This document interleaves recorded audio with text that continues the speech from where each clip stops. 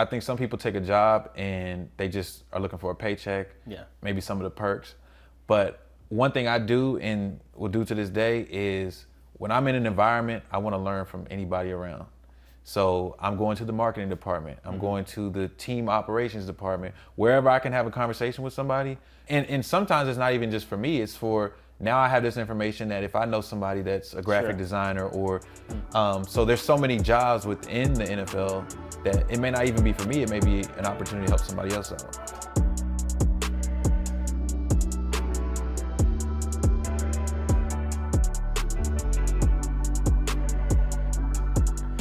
How's it going, guys? Welcome to another episode of Secrets of Silent Success. Today we have the one and only Travis Ellison, who I've been knowing since, what, 6th grade? Yeah. I actually met on Xbox Live. It was crazy. But we'll go ahead and jump right into it. So you worked with the Seattle Seahawks for 1 year. You worked for the Minnesota Vikings for 4 years. So tell me about your path and your road to becoming an NFL photographer. I graduated from VCU in 2015, and in 2016, I applied for countless internships. Yeah. And sports-wise. Right, sports-wise. It was probably over 50 wow. that I applied to, and I got the opportunity with the Seahawks to do video originally. Yeah. Actually, to tell the story right, I got to the final round, didn't get selected. And so I'm about to go back home to Virginia. I flew out there for the final interview and found out I didn't get selected. Okay. But then thankfully a lady by the name of Julie Barber, she worked in the PR department, and she caught the last end of my interview, and she was like, there's no way we can let him go back home and not, give him some type of opportunity. Sure. So she allowed me to come back if I wanted to as a public relations intern for just the summer and work through training camp. And she said, by then, hopefully you'll win enough people over that we'll find a way to keep you here. Yeah. And as she said, it worked out. I got there, and long story short, I ended up doing the video position that I originally applied for the season. Yeah. And even at that point, I'm still not a photographer yet, right? Sure. In the league. Yeah. It took the next year. I applied for some more internships and got one with the Vikings. And that was my first year as a photographer in the NFL. With your Seattle Seahawks interview, you talked about not actually being selected, someone coming and advocating for you, but then you had a summer internship to prove yourself. Tell me about, how you were able to prove yourself during that summer internship. Yeah, that's a great question because I can remember to this day, that was probably the most challenging time I've had working in the NFL. Wow. And that was the initial, start to it. It was taking that leap and doing something that was completely out of what I originally do. Public relations, I got a degree in broadcast journalism. Sure. And going through that career path, public relations was seen as the exact opposite, right? I didn't really know much about public relations. So taking that internship, I knew it's gonna get me in the door, it's gonna get me an opportunity, and I'm just gonna do what they asked me to do and do what I can. But I remember there were some struggles there because there were a lot of things that felt like they seemed more complicated than they were. Okay.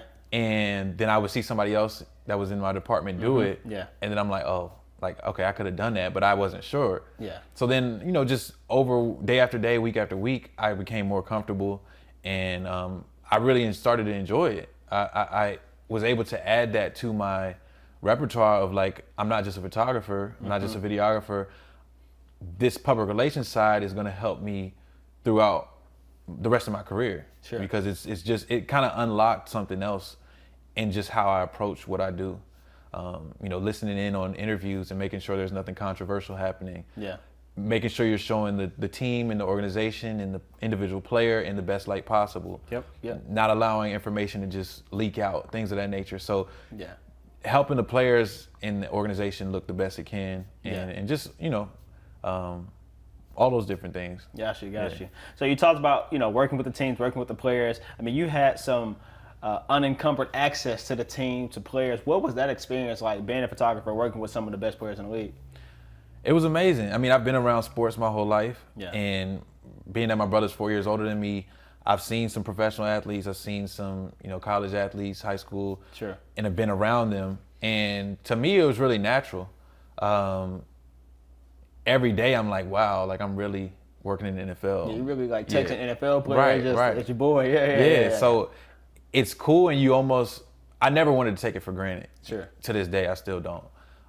But there's moments along that line where you're just like, wow, like I appreciate being here. Sure. And you want to do the right thing to not mess that up. Yeah. So yeah, overall, I mean, I remember I actually met Marshawn Lynch, Michael Robinson, and Richard Sherman in Richmond the day I had an interview for the Seahawks. Wow. Unrelated, but Michael Robinson had a camp that he was doing, and being the person I am, I just figured out how to get there and reached out to the right people and got in and covered it. And I told them, like, hey, I might have the opportunity to work with you all later this year. And I told Sherman that, and he was like, hey, well, good luck, and hopefully I see you in Seattle, and ended up happening.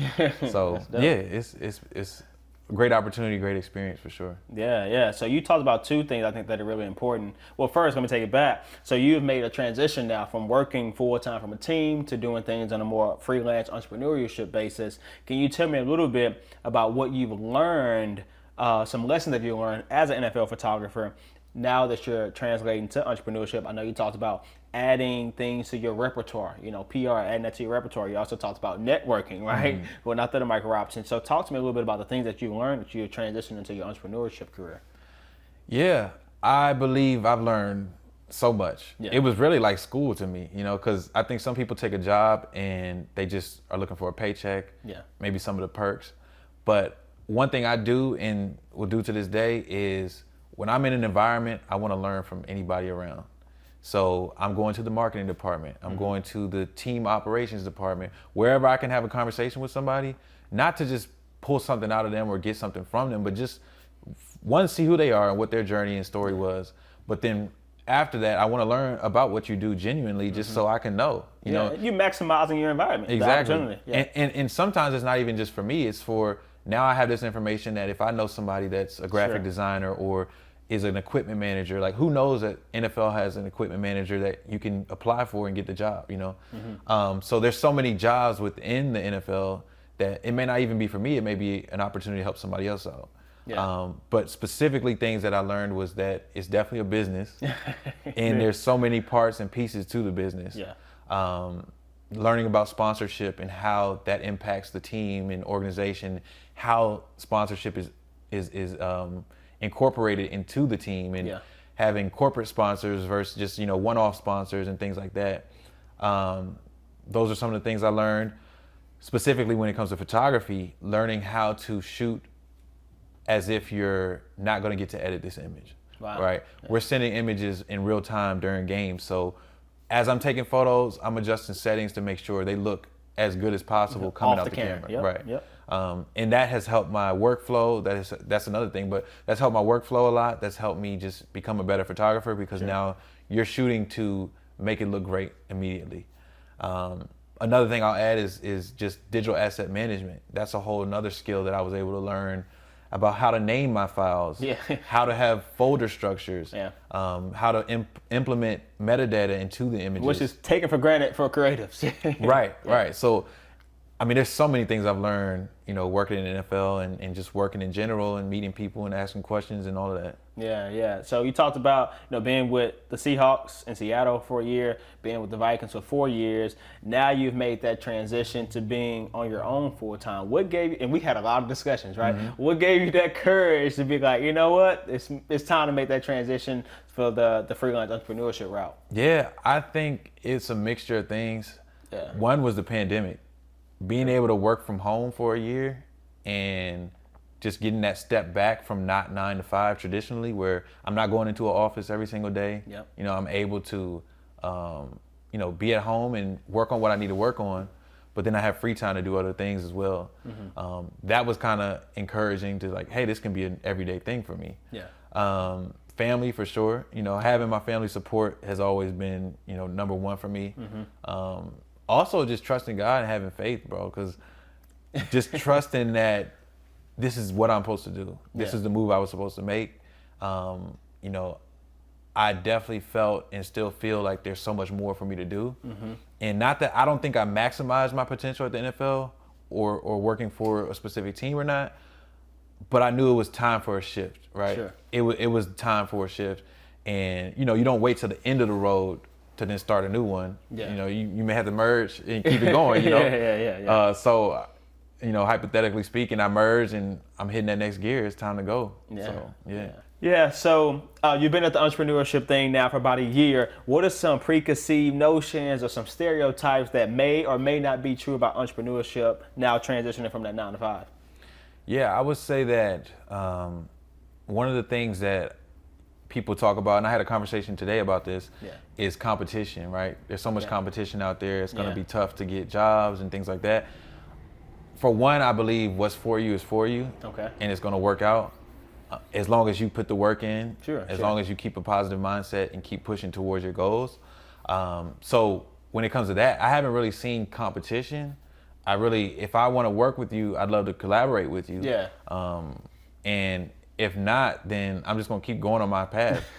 I'm not going to get a yes with everything I do. Sure. But it doesn't mean I don't ask the question or hope for the opportunity or move in that direction. Yep. That would be one thing. It's expensive. It's expensive. You got to spend money to make money, right? Yeah, and just thinking about healthcare and all those different aspects that when you work for a company, they're covering all of that. Yeah. You may have to pitch in, but they have the structure down. Sending out my own invoices and staying on top of those things. And the dirty work. I talk about it all the time. There's a lot more coming with entrepreneurship than just whatever your craft is. Right. Yeah. I think, there's positives to it and there's negatives, but I think in those negatives, when it comes to those different things, you're just expanding yourself as a person. You're learning more about what all goes into business. You're learning about, follow-up emails and setting up meetings and, you're always on go mode. You're really working 24/7 because you may get an email in the morning and you need to respond to it. There's always something you can be doing to better your business. I think when you work for an organization, it's easy to turn that off sometimes.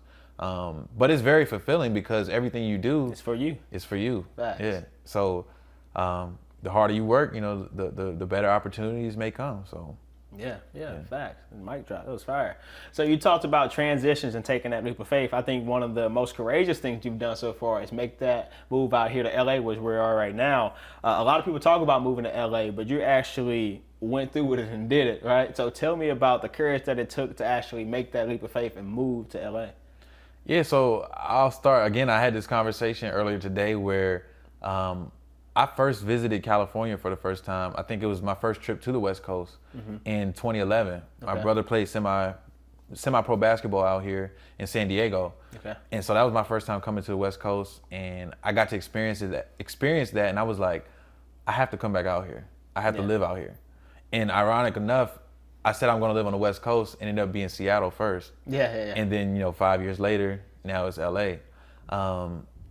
The courage, you said, what was the question again? I mean, a lot of people talk about moving to LA to follow their dreams, especially when it comes to media. But I say, hey, you actually did it. And we talked about it today, and like the networking opportunities, the people that you run into, the hands that you shake. It's beneficial to move out here, but a lot of people actually don't take that step. So, like, what gave you the courage, or what led to you actually taking the step and doing it? Well, I knew that once I got here, I was going to do those things like we saw today. We were working earlier today. I saw somebody that I recognized that could be a great opportunity for me and for all of us because mutual interest and so forth. So I know the type of person I am.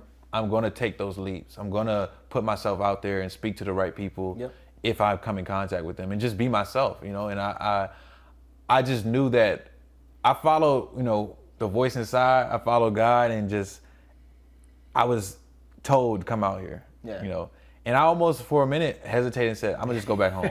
There was a moment where right before I moved out here, I was like, I could just go back to Virginia, restart. Most of my professional career, all of my professional career has really been outside of where I'm from. I moved to Seattle, then I moved to Minnesota. And so, the part of not being home wasn't really an issue for me. It wasn't like, hey, I'm moving far away. I've done it before. So I was okay with doing that again. It was just really like the uncertainty of not knowing the opportunities. You weren't coming here to work for an organization. You were coming here to work for yourself. Right. So that was the only difference. But like I said, with the pandemic, working from home, I was used to that. And I'm shockingly surprised how much I've been working since I got out here. Yeah, that's good. That's a good thing. I'd say another thing is talking to people like yourself and people that are already in that situation and in the business of freelancing and working for themselves. just having those conversations and learning as much as possible really helped as well. I would say too, like when it comes to, taking those leaps of faith and, starting those new journeys for yourself, it's important to really trust yourself. And you can't let yourself down, because there's a lot of people I talk to about making this move. Yeah, and naysayers. Yeah. But not that. even that. It's the people that are actually out here in LA that I was like, they're like, yeah, make the move out here. Like, it's going to be great. Yeah. We're going to be doing work, this and that. And I haven't seen them since I've been out here. You know what I'm saying? And it's no knock to them. Everybody's busy. Like, I get that. But if I came out here trusting their word and trusting that they're going to be there to bring me in and support me and all that, I would, probably be sitting in the corner in my place somewhere. Yeah, thinking about going back already. Right. But I had to trust myself that if I put myself in this situation, I'm going to do what I have to do, regardless of what anybody else says, regardless of the help people say they may have for me. I have to know for myself, I'm not going to let myself down. Yeah. And so that was the most important part.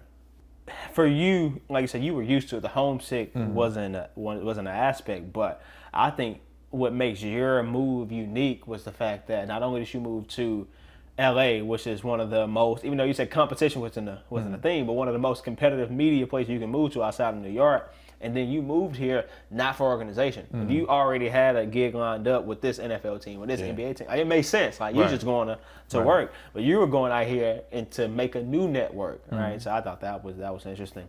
But recently you were inducted into the inaugural #Sports Creative of Color Cohort. I got that. What was that experience like? Tell me a little bit about that, how that came about, and how did it all go when you went to Atlanta?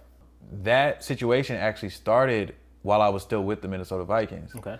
One of the VPs from there, Brian Harper, he saw what I had been doing year after year with the Vikings, and he brought it to my attention that he wanted to nominate me for that opportunity. And he said, I see the work you're doing. I know your passion for what you do and all of those different things, and I would love to mention you and see if it works out for you. Yeah. And so he put in an application, and I had to put in an application after that. And I didn't hear much back, and I just did it and was like, okay, if it happens, it happens. That's great. Like, I just appreciate being recognized from him. And I had put in my 2 weeks in April, and I don't think it was till August when I got an email back saying that I was in it. Wow. And it was that time where I just left an NFL organization. It's like, I don't have that badge basically to support me now. Yeah. I'm just out here. Yeah. And then to still get that recognition, and then to be able to say Travis Ellison Productions as who I work for, I mean, that was powerful. And that was just another, nudge in the right direction to say, yeah, you're doing the right thing, and just keep going. So I met amazing people, and there should be more people of color in these spaces that are getting these opportunities, because we're just as talented or more talented. We are more talented in some situations. Where we just need the opportunity and the trust, and that's it. Support those different things. So it was great to be down there in Atlanta. We got to meet some great people. We had we had some games that we played where it's just creative games and getting us networking. And since then, I've had outside opportunities come from that group where we met there, and now we went back to our separate places, but we've still stayed in contact and have grown together and provided opportunities or provided conversations that have helped us since then. Gotcha. You talked about, as a creative of color, you believe that, hey, you're just as talented as anyone else. You just need the trust and opportunity. What things do you do to be able to gain that trust and opportunity from clients, from organizations, to be able to trust you with their media? Yeah, I would say I'm just myself. If I don't know the answer, I will say I don't know the answer, but I'd love to figure it out and get back to you on that. I'm not afraid to ask questions. I believe in my work, and I do my best. A lot of times when I'm on set or doing things, people be like, yeah, like, I mean, you're just working hard, and it's like, that's all I know. I want to do a good job, and so that's what I'm going to do. And people recognize it. It's not to do it so they do recognize me. I'm just doing it because I know that's the right thing to do. And just through that, people recognize it. So Yeah. So you have about 10,000 followers. I don't think you hit the 10,000 mark yet, but Not almost yet. there. Not yet. It's been a long time coming. On IG, long time coming on IG. Man, every time I talk to you, it's always some social media where you're talking about players, where you're talking about brand deals. What are some advice that you have for others, whether they're an athlete or other, about their social media, how to build it up and how to make the most of it? Send those DMs.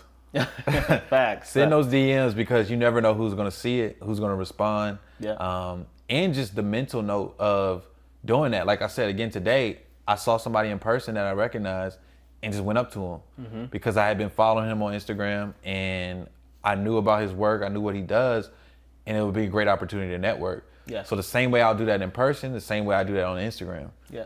Sometimes it's not even for anything. It's just to show love, show support. Sure.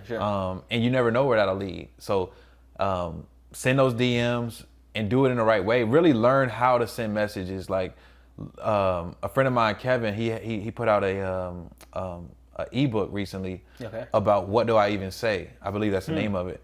And it's like, hey, you need to know what you're saying in these emails, what you're saying in these DMs. Because if you just like, yo, what's up? I'm trying to link. Who's gonna respond to that? Yeah. You know, gotta get some substance in exactly. there. Like say that you've seen their work, or say that I've been following you and I love the work that you're doing.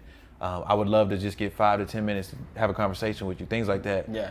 So you were talking about the importance of networking, DMing, getting yourself out there. How do you approach a stranger? How do you approach a DM without seeming too overzealous or trying to make a sale or trying to get something from that person? Especially when we're talking about artists or athletes, how do you come across genuine and friendly to these people?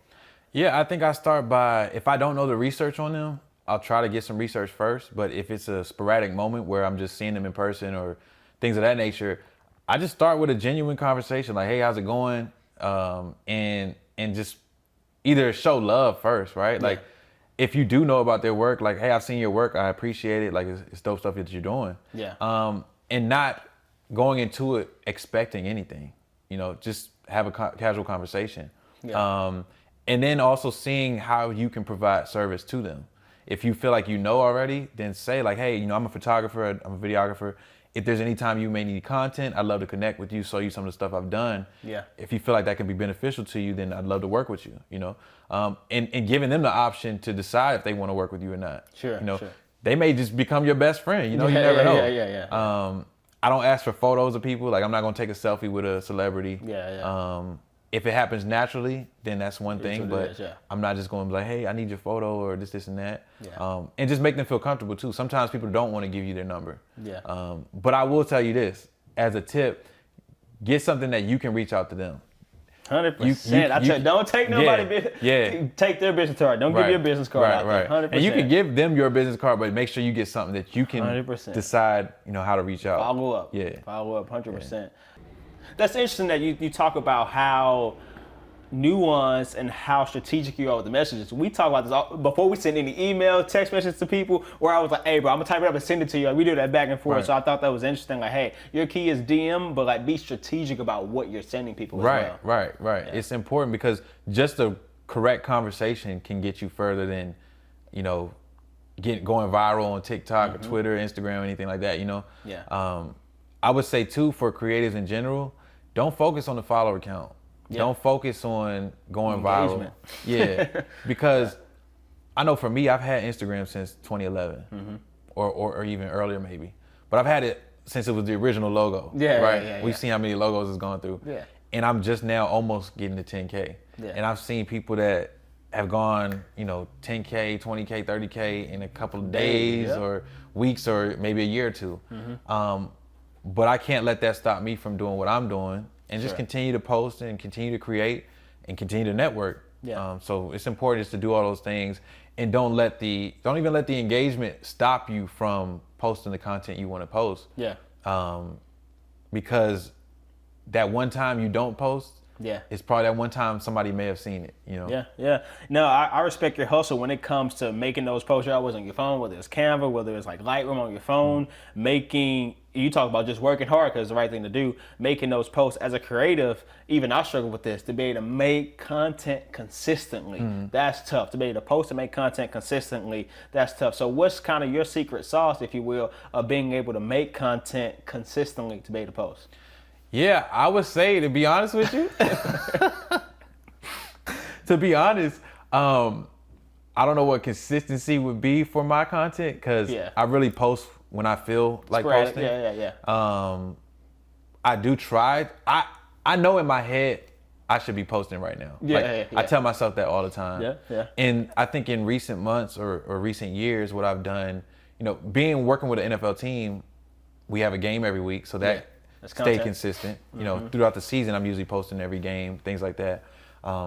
In the new era of now, we have Instagram Reels and things like that. I post on LinkedIn as well. You singing on there too? Yeah. A little bit of singing. Don't forget about the music. I'll speak on that too. Just when it comes to personality.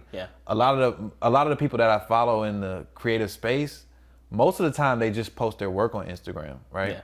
For me, I took that route initially, but first of all, if you scroll on my Instagram, I haven't deleted really anything. So you can scroll for days and see everything I posted on Instagram. You can see even the transition from my initial photography to now where it's gotten to. And I used to make it just my portfolio, but now at this point I want it to show more than just what I do. I want you to know who I am. And it's interesting how that works in person because when people see me, they feel like they know me. They're talking about the singing more than the picture sometimes. Right. Or it's just an added level because people like, wait, you sing too? Like I don't usually just tell people I sing. I'm the photographer, or I'm the videographer, or I'm the media person. Then you see my Instagram and you see I do other things. I think it's just an easy talking point. It makes people feel more comfortable and trust you and things of that nature too. I forgot your original question. You talked about consistency. Well, no, I think that was good. You talked about, hey, you allow yourself to be able to post consistently when you have more sources of content. Hey, it's not just your portfolio as a creator, but also who you are and what you're doing on a daily basis. I can't talk today, but it's all good. So this is called Secrets of Silent Success. So I'll ask you, what is Travis Ellison's secret to success? That's a good question. I think really at the core, do I need to look at the camera when I say this? Yeah, you look at that. All right, let me look at the camera. Look, let me talk to y'all. This is us. That one. You look at that one. This one. All right. So I'll say when it comes to secrets to success, right? For me, it is one, believing in myself. Because the mindset is one of the most powerful things when it comes to doing anything. Absolutely. If you believe you can do it, it may sound cliche, but if you believe you can do it, you can do it. Yeah, absolutely, 100%. And so I remember I wouldn't have done those 50 applications if I didn't believe it was going to work out. I wouldn't reach out to people if I didn't believe that they're going to respond. They don't respond all the time, but sometimes they do. So believe in yourself and continue to go, but then again, being yourself, being you. Don't try to put on a facade and be somebody that you're not, because at some point the truth is going to come out. People are going to see who you really are. So that would be my secret. It's not a secret anymore. Cool. Well, I appreciate you for coming through, man. And for sure. We'll do it again sometime. I appreciate the opportunity. For sure. Always.